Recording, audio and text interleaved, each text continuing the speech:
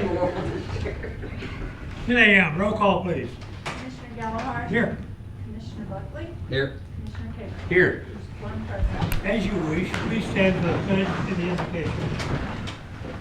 I pledge allegiance to the flag of the United States of America and to the republic for which it stands, one nation, under God, indivisible, with liberty and justice for all.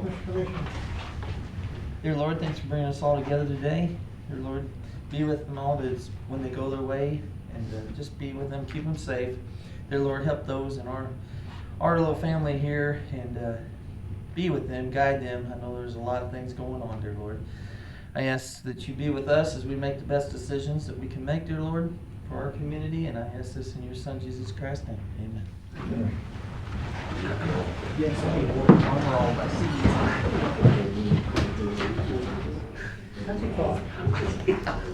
Consent agenda is on the board. Motion. I'll make a motion, we approve the consent agenda. I'll second. Questions? All in favor, aye. Aye. Thank you. We have a very short meeting today and a couple of reports, so if you're double parked, shouldn't be a problem. Annual bids. Approve these annual bids, please. Motion. I make a motion, we approve the annual bids for Kamerman's Pests, Elkin Sawyer's Election Supplies, and Inland Associates Election Supplies. Second? Second. Question? All in favor, aye. Aye. Running out of meeting. Uh-oh. By the way, when you see that plus on it, tells me that the next slide applies to this. Michelle has been in training, and it's treasurer, tells us that she's done a great job. Yep. Good work ethic. I think all the offices that have worked with us, I've talked to them, they feel the same way. She's really doing a great job. Doing a great job. We're very thankful that you all allowed us to let her come up while Dana was here for 3 months Yeah. to really train her well. So, Okay. Well, what we did on January 5 is transfer her from the assessor's office to the treasurer's office for training. And you can see she's only making right now $1.28 above the minimum wage. But Parks tells me she's doing a great job, and it's time to move her on up. So, back to this slide. Motion to upgrade Michelle Talley to this pay grade and effective date. And the effective date is yesterday, because that's the beginning of the pay period. Motion? I'll make a motion that we approve the upgrade to Chief Deputy Position 6 for Michelle Talley in the Treasurer's Department. $19.60 an hour. Effective yesterday. Effective yesterday, May 4th. I'll second that. Questions? Apparently she's doing a great job. Okay, all in favor, aye. Aye. Aye, thank you. Holiday closing this Friday. Sneak up on us. Opioid fund dispersal. Parks wants us to remind everybody that this month is when you can apply for the opioid settlement funds. So if you apply, go to that website and there'll be a form there for you. So, and you have the entire month of May to do this. So it's time to act. Yep. So open in the month of May, then in June we will have our committee, our board will review all the applications and go from there. I know you have it up there. I think we talked about it last week before, but we're already starting to see some of these companies. I don't know. They have very smart attorneys when these big corporations, especially these pharmaceutical companies, and some of these were paying $150,000 a year, $150,000 a year. Now it's gone to $15,000 a year. So a couple haven't even paid from last year. Again, there's nothing we can't do. We can't call these companies and get the money. We just have to wait till it comes in. So we've already had a couple that didn't even make a payment last year. So I don't know if it's bankruptcy what they're doing. We don't know how that works. They can move companies around, move departments, do all that, and they'll be back doing unfortunately, they'll be back doing what they were doing before, and notice to be out in the streets again. But so unfortunately, we are seeing that amount go lower and lower. This is a big reason why we, even though we took a lot of heat on this from people in the community, think we were spending money on our own, we were keeping it. This is why we wanted to keep some money back every year for this reason, that we can, what it's been, this is our 4th year, I believe. So we figured, these things take at least 5 years to build these, for a program to work. So we do have, hopefully we don't continue to see this with these other vendors or these other companies. But if we do, you know, unfortunately, we won't be able to fund it forever, but at least we have a few more years that we can still fund. But the funding amount, we will get with our board on this and let them decide, but it'll probably be a little less than last year unless something changes. But to kind of give some numbers here, we have, since we've started this, we have awarded over $1.2 million in opioid, in this OSF money coming in. So at least that is at 1.2 million. It's been out in our community and hopefully making a difference. And a few of the companies we've talked to, I think it has made a difference. But again, it takes a few years to really see the results of that.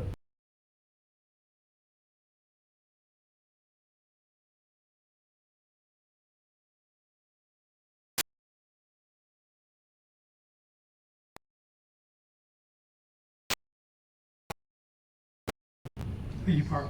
Any question on that? Thank you, sir. Next planned meeting, I told you I had a short meeting. Here next week, sales tax report. I checked the official inflation rate is 3.3. That took a jump this month. But the important thing is that we stay ahead of that 3.3. Now, those percentages are not additive. Those are year to date. So I just want to show you the trend. Last month's increase was a little bit lower. So as long as we're ahead of the inflation rate, then our buying power is still good. So I just wanted you to see that. And that's for the sales tax. The use tax is down considerably, but it's still above inflation. So that's where we are right now. This should net about $3 million for the year. And that all goes to the Sheriff's Department. Okay, other business, correspondence. Public comments. Departmental. As you know, I use carry pictures. Sheriff's report. Sheriff can't be here. He sent this along. I notice these weekly calls are up, but the inmate population is down. So I don't know what that means, but there it is. Road and Bridge report.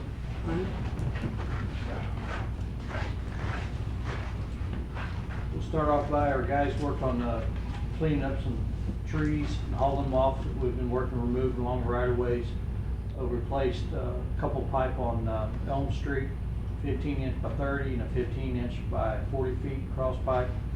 Our mowing crew's been out in the Bismarck area, Rock Road, Divine, Lake Avalon, and Loughborough.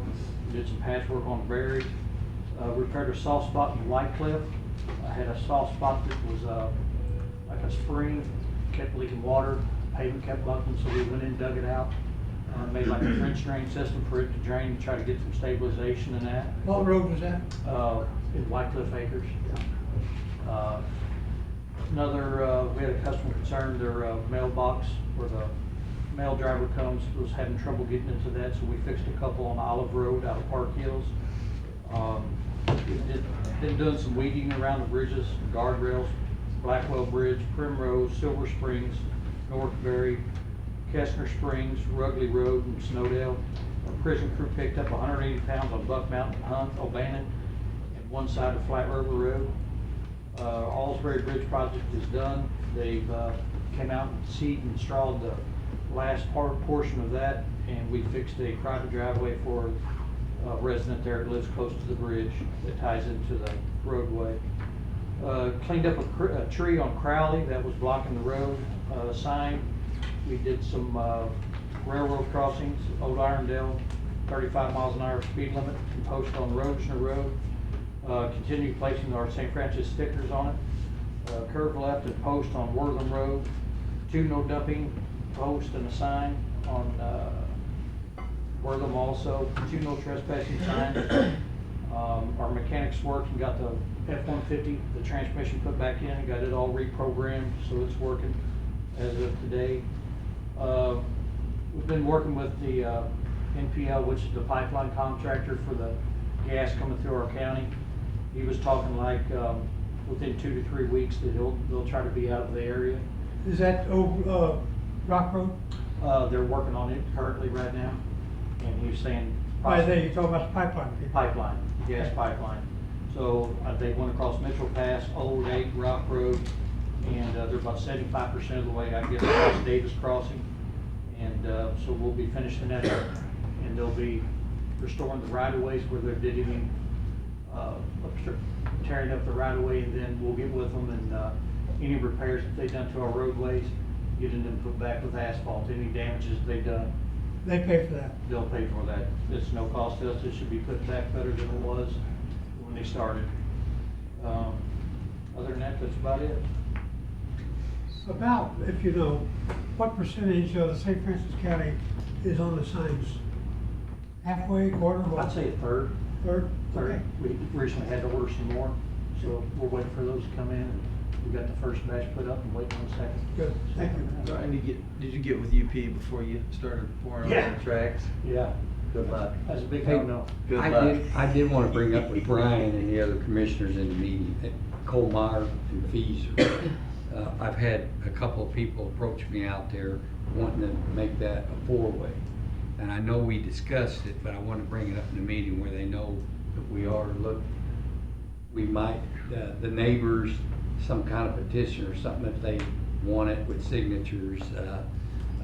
I don't know if they were thinking we were talking about it, but I want to let them know we have talked about it. We've had an issue where, Yeah. I don't know how they got directed down there, but tractor trailer down there tried making the sharp turn and ended up taking the stop sign down Yeah. and then took off. It's kind of common there. Yeah, it's kind of, I think their GPS sends them that way for I don't know, but then they turn around and try to get back on 00 and they end up tearing the signs and yards up. before they get Sometime out. back, GPS was sending tractor trailers down Indian Creek Road. well, Yeah. Mike can attest to this. He had a tractor trailer that went down the backside of Owl Creek and they had to remove Yeah. the. Yeah, because their GPS showed. A us the shortcut. road through that. Not even on the gumbo, right? So they had to remove the. They were literally on our walking trail. Tractor trailer, so. GPS is not the. Mike, you had to pull a pole out and get him out. didn't Some you? rocks, some Rock, big yeah. rocks to keep people off of. Okay. Anybody got questions for Brian? Thank you, Brian. Thank you, sir.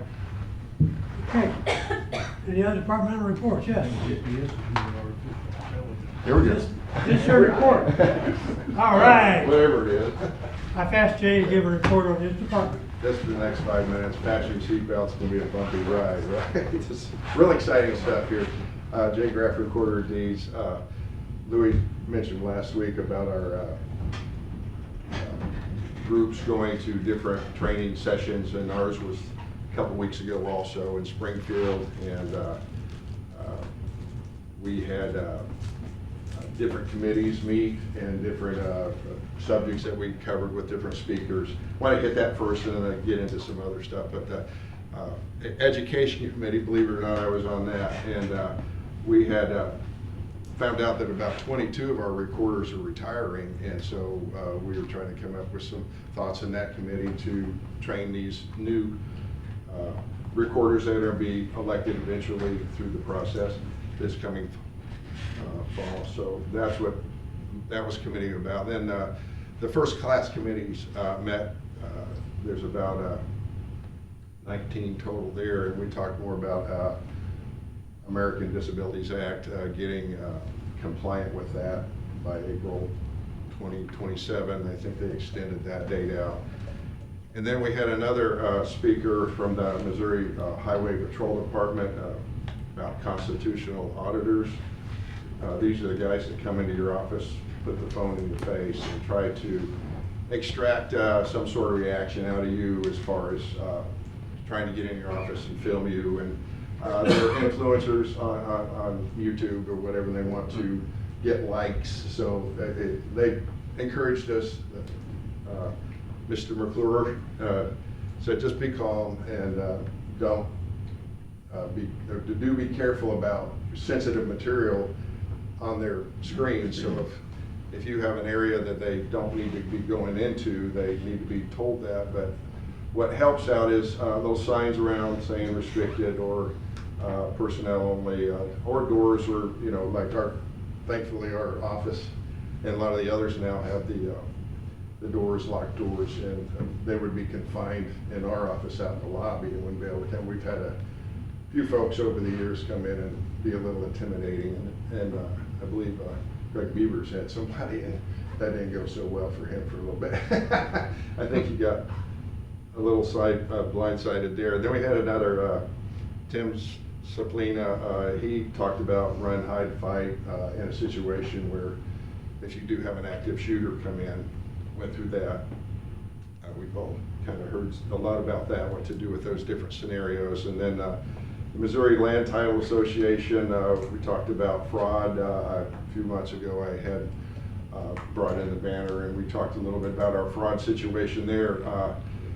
Kind of growing still, seems to be something that something that's going to keep growing. So talked about different ways to maybe slow that down or stop it. We do have through Fiddler the property fraud alert, which is free through our office downstairs.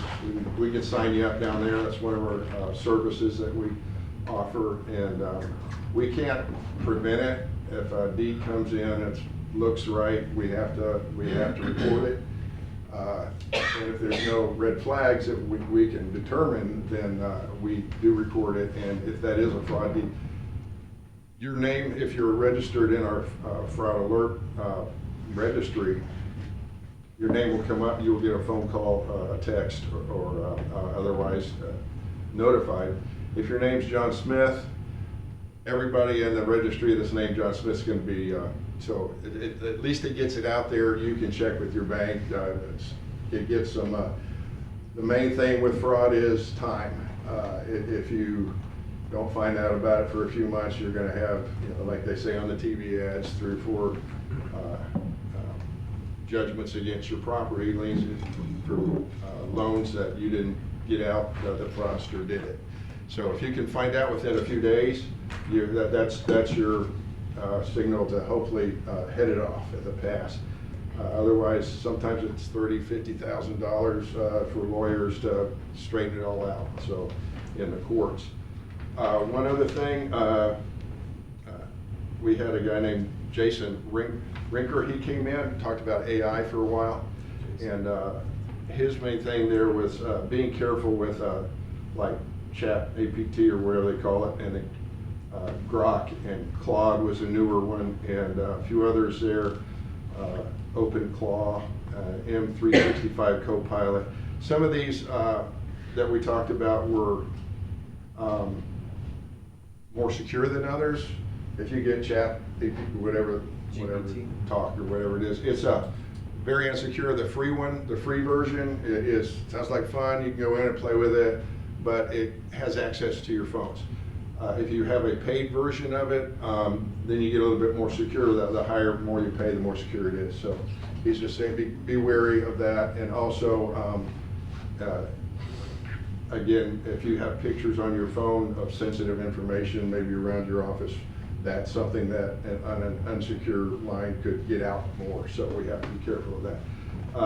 Then we had a motivational speaker talk on how to keep a harmonious office atmosphere, and he used music as so that was kind of fun to have him up there talking to us. One other thing about the data centers, the AI Jason talked about was SB4. Talked about data centers paying for upgrades for water and power usage. When they build these data centers, they are the ones that should take care of that. I'm not sure where that is in the Senate, but that was something subject matter that came up. One of the last things here was a legislative update. The Winton Policy Group, our lawyer that is a watchdog for us is Jessica Petrie. With grant money that has kind of dried up recently with our department and others also, there was legislation that was presented to raise copy fees. We have copy fees in our office, $24 to record a deed and $3 for every page thereafter. But the legislation is to raise that from $24 to $26, and that extra dollar, one of them would go to the Recorder's Preservation Fund and the other to the Land Survey Fund. Just try to help out in those areas. So real exciting stuff there. I know you were sitting on the edge of your seats for that. So Jay, tell us the purpose of your office. I'm getting into that, Harold. Oh. Hang on now. I gotta go through that. Harold got his, Louis got his, we are, RAM, the Recorders Association of Missouri. We have 19 counties in our East Central district. Goes from Perryville to Waynesville and Rolla, up to Fulton County, or Fulton and Callaway County, and then Troy, St. Charles, St. Louis City, and St. Louis County. That's all our areas. We have district meetings every so often, quarterly, which we attend. And St. Francis County will be hosting the East Central District in the fall, coming up. So I mentioned the property fraud alert through. They can't see that, but the blue sections are the property fraud alert that's available to the counties. They're mostly through Fiddler. There are other ways to do that. You can purchase it online or whatever. Our county, okay. Fiddler has a nice readout annually. We have a total volume of 10,442 last year, the calendar year 2025, recordings that we did. 76% of those were e-recordings. That is something that is probably going to get more and more, but we have a dedicated desk in our office where we do the e-recordings, and that comes in every day through Fiddler. The time period is 8:30 in the morning is when they release the e-recordings, and they cut them off at 3:30 in the afternoon so we can have time to get them recorded and into our system. A lot of the recordings are time sensitive so people can do closings on their houses. Sometimes there's multiple documents from one place and they have to be recorded in order to make the paperwork flow the best way. But one of the other situations in our office is we have $395,000 documents that are needed to be back indexed at the moment. So we've got from 1822 to 1990 is the range of areas that we have to, and that's what we work on daily.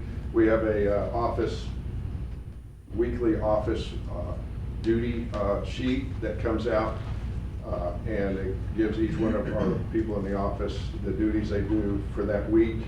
They're very good at helping each other. If there's somebody does marriage licenses, somebody does e-recording, somebody does three out of the four are usually at the counter, but everybody jumps up and helps. I'll read this one. Recorder of Deeds Office is prohibited by law from conducting any type of searches. Our office is responsible only to record documents that meet the state of Missouri recording requirements.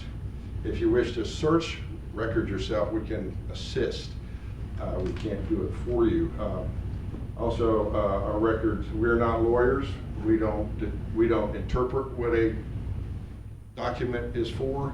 We cannot give legal advice. It is recommended that you find an attorney or title company to assist you in that when you're trying to proceed with whatever you want to go with. And then the Recorder of Deeds Office will check the document to be sure that it meets all the requirements for recording. However, the staff is not to verify the document fulfills the intentions of the party recording the document. So our office may not provide legal advice, do title searches, complete or type deeds, supply blank legal forms, and render a determination of property ownership. So all that is done with, if somebody comes and says, could you change this on my number, I got 2 letters transposed or something, you can't touch that. That is something you got to go back to the lawyer or title companies for them to type. We can't change anything. We do have a piece of equipment in our office that if you can't quite read it, some of our older documents that are in our records that have been digitally put into the system are very tough to read. So you can go back to the original, or that piece of equipment enhances it so you can read in the contrast. We're not changing any of the wording or lettering or punctuation or anything on it. We just enhance it a little bit. But we don't have to do that very often. We do have a situation with Simplifile, Sure. where they had actually, in their software system, and this is a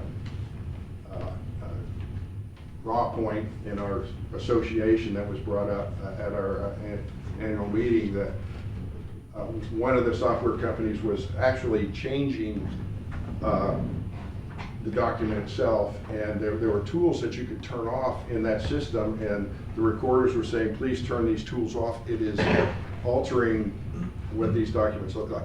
And they said, sure, but they didn't. So we're trying to stay out of a lawsuit in that situation there, but that's kind of an ongoing situation. We have a whole list of, when documents do come into our office, this is a whole list of how it's supposed to be. And if it doesn't look like that, we can reject it.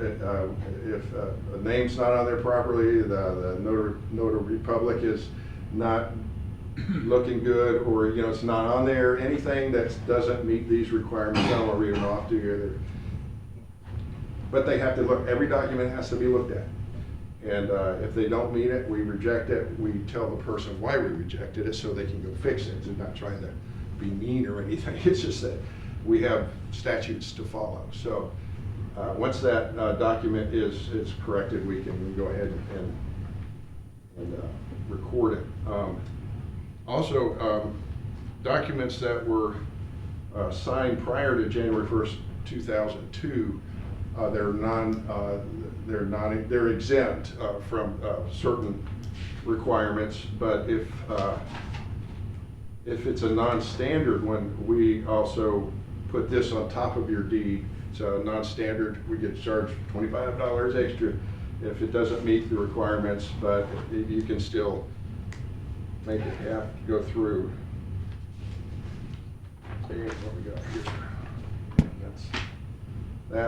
I think I've gone over this before, where our documents are kept. Every day we have 3 different ways documents come into our office all day long. First is the e-recordings that we mentioned earlier. They're on the computer when you start it up and go look at it 8:30 and beyond. There's usually a backlog of those, and we go through and check them out. They're good. We go ahead and record them. The other way, somebody just walks in and says, hey, I want to record this deed. Realtors or lawyers or whatever, and sometimes they get rejected. The lawyers come and they don't know what they're doing, so we have to tell them what they're doing to do it. And so other things is After or get to? I'm sorry. After or get to? No names will be mentioned here. So anyway, the other way is through mail. So we have to check all those every day, and when they come in, notice that. We kind of had an uptick in our numbers. I've been, keep track of it daily. Of course, last year we did over 10,000 of them. So we've kind of gone from 20s to 30s to like 40s to 50s each day. So that keeping us busy. But all our e-recordings, all our recordings go to Bastion through Fiddler, and are backed up in a very hardened situation. As far as our fees, documents are regular documents. When I say recorder of deeds, I'd rather call it recorder of documents, because there are close to 200 different types of documents. Not just look, a house deed. There's judgments, liens, federal, state, mechanics liens. And the list is close to 200. So. Whatever, but standard documents that meet the requirements, they're charged $24, could be $26. I believe they said that legislation has passed, and the governor's got to sign it by, I believe, April 28th is what they were saying, and then this would take effect. As far as, there has not been a change in that fee since 1986. So, maybe a little extra for the inflation.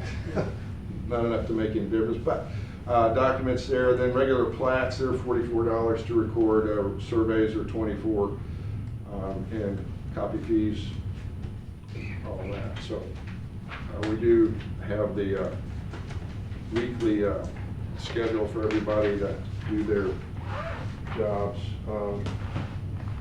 Let's see here. Tell them to stop. No, I want to keep going. Anyway, we consider, you know, these are like, ground level foundation for our taxation situation for our whole county. We've got to get it right so the assessor can do the taxes and we can do the collecting. So we have to make sure everything's accurate, consistent, and accessible for the purpose of fee collection and taxation that provides additional funds. We do have fees that come in that go into the general fund that helps a little bit more. It's not a big money maker, but it does make us some money. So we have e-recordings, Mobilis, EPN, Simplifile, and iCounty are groups that help us do our e-recordings. All our recorded documents, she recorded that, did all that, sounds good. Kind of hitting this is a shotgun thing here, no real straight way to get it all out. Let's see, that's just the history. I think I'm good to done. You got any questions or anything? Here's one. When a document does come in, we just don't, you know, punch it in, it's done. It goes through a process. We have several different people that look at it before it's actually recorded.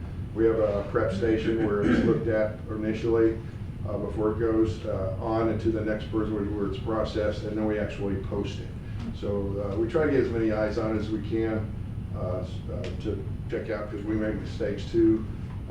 Down the pathway, if somebody has a problem with a document, we can't change it. What we end up doing is referring them to a lawyer or title company to fix the problem and state that why we're doing another, and put it on top of the old. So you have a piece of property that might have, you know, 60 different owners over the past 200 years, and every one of them's in a certain order. So the latest one is the most current one, and then you do a title search on all those and see if there's any restrictions or liens or anything against the property. So that's good. Let's talk about that. How about your storage space for documents? I'm sorry? Storage space. Okay, that is in Bastion. That is reviewed every year. As it incrementally goes up, we do get charged a little more each year. There are sections, so if you stay within that section, it stays the same. If we get, because we're always adding to it, it's always going to be more and more, but it's not, it's very absorbable. I'm talking about the physical document. Oh, like down in our Yeah. downstairs, okay. That, everything's electronic now. We don't have any physical copies that we keep stacking up down there. Electronically in Bastion, where all our stuff goes into the cloud, that is the one that expands now. And that's safe storage. That's what? Safe storage. Yeah. Those documents are protected. Right. When you built the building here umpteen years ago, that room was, it's got like, it's well protected down there, especially in the basement, and it has a fire system. You don't like put water on documents, but if you can put the fire out sooner the better, so. Yeah. Did you ever notice that this building is built on the only hill in downtown Farmington? The hill was put here after the building. And that is to protect your vault. Oh, So okay. it's underground technically. That's the purpose of that. Yeah, and one of the things we covered a while back was, you know, if the building is nuked and nothing's here, we have a backup. We will know who owns what. We have records that are spread out kind of all over. Jeff City has a bunch of our records. Columbia has some of through the years we send them to different areas. We have the physical ones downstairs. Then the electronic ones are in Bastion and Davenport, Iowa, and other places too. So, how many marriage licenses do you annually issue, you think? That's another one. That's a good one. I don't know that particular number, but it's probably in the hundreds. Yeah, there's a. How many divorce decrees? Yeah, that's Christina. Our marriage is not wedding. We don't necessarily have to do that. Some people want to record them, but we send it to Christina. How many do we? We don't send any. Half of them are, we know at least half, so. Any questions? Yes. How far back do the documents go that you have? 1822 is where, 1821 is where we were founded. Before that, it was Spanish and French and whatnot back before. What I really liked, it was fun when I look back in the history of it. I'd like to see the oldest document I can find. But through that search, I found one that a guy had bought his land from the Spanish, and he had kept it through that 1821, and we're into 1830 or something. He says, I want to sell it. So in that document, it refers to that Spanish contract, and that was a pretty interesting situation. But into St. Francis County in Missouri at that time. And their handwriting's really. It's really funky, and we have a stamp nowadays that has a seal. They drew their seal. They just did a little squirrely looking circle and wrote seal in there by hand. So. Any questions? Yes. To add on, I'm glad you brought that up with ChatGPT and all this AI. Another thing with ChatGPT, a thing to remember is once you put that stuff out there, so if you ask for it to do this for you, and you put any personal information, so everything that's put out there, it saves that. So then it's open for anybody else to use. So if you write an essay about yours, or I always tell like with students or stuff, if you write an essay and you put personal information, or somebody can use that same essay with all your personal information. I use ChatGPT a lot for things. I never put names, I never put anything, I don't put pictures of myself for that because they can take the facial recognition from that as well. So if you use it, it's a great tool for things, but do not put any names, any ages, any numbers, or anything that you can on there. Avoid that stuff and then put that stuff in later on when you go to edit it, so. The other thing, that all the documents in our vault are public information. Now the DD-214s aren't, they have social security numbers and stuff like that on there. Anybody can get that, not that you're putting that kind of just property related stuff. So. He was talking about Brinker, talking about that, and Brinker's a great guy. He knows all that more than I'll ever know about that stuff, but he's talking 10 years ago, whatever it was, hey, use this will help you write your letters of support, your proclamations or whatever, and it's like, okay, now he's got the class we told you last time where now be careful because of this, but it's like, you told me I was okay to use this. One other thing in our meeting where Mr. Rinker was talking about AI, he said, somebody out there give me a question and we'll see what the AI does it live. And one of our funny guys says, how to please my wife. So he punched that in there and it never came up with it. The little dial kept spinning, said, we'll check back in 10 minutes. They came back and still had an answer. So that's and then we just kind of Once you go down that rabbit hole, that's another thing too. These AIs are starting to get sense of humor. So let's be honest, they're smarter than anybody alive. These AIs, but they're starting to get sense of humor. They're testing them. They actually will give prank answers and jokes like that. So don't always trust what it tells you because it's starting to develop a sense of humor and everything else, which is really creepy and starts making you think Terminator's coming at some point. But that's another topic. And the other thing is, he said, when you ask it to do something, be as specific as you can as to your who you are and the experience you've had, and it'll gear to that instead of like a second grader kind of. I heard John Connor started AI, but that's a Skynet, yeah. Any questions? Thank you, Jay. Thank you, Jake. Go back to your hill. Down there. Oh, yeah, here in just a second. Keep recording. Yeah. Harold, can we get, would you like to give your plug again, please, Parks, for the coffee. Oh yeah, just again, help let your offices know. I don't know how much is left up there, but that coffee's First State Community Bank brought that for Government Appreciation Week. I asked them they couldn't do a month, but they said no, for just a week. But it's coffee up there. Tell your offices about it. We want to make sure it all gets drank. So. And we want to thank First State Bank for doing that. That was really nice. Wasn't it says they're actually going every day to different governments throughout the area. So pretty cool they're doing that. Mike? Okay. I have a parks report to give. Mike Sumter, Director of the Parks Department. So we're finishing up our phase 2 trail right now. The asphalt's been laid, the grading is pretty much done, and we're working on seeding over the next couple of weeks, depending on weather. I look for it to be completely open within the next 2 to 3 weeks. April 22nd, we had a couple groups of students from Central come out, the ag class and Boy Scouts that we worked with in the evenings on trash pickup. They're gonna come back out and we're gonna work with them on some environmental and conservation stewardships. We're getting ready to apply for the Kubota grant again. We did last year where we created the informational video, and so we'll be applying for that next week. We'll talk about it during the meeting next week. And we have a meeting this afternoon with DNR to present to them some park expansion. We're working with them on a park expansion. If we can get them to pay for it and donate us some more land, then we would be looking to expand pretty substantially. Questions for the park? Great job out there, guys. Thank you, Mike. Appreciate your work. Any other departmental reports?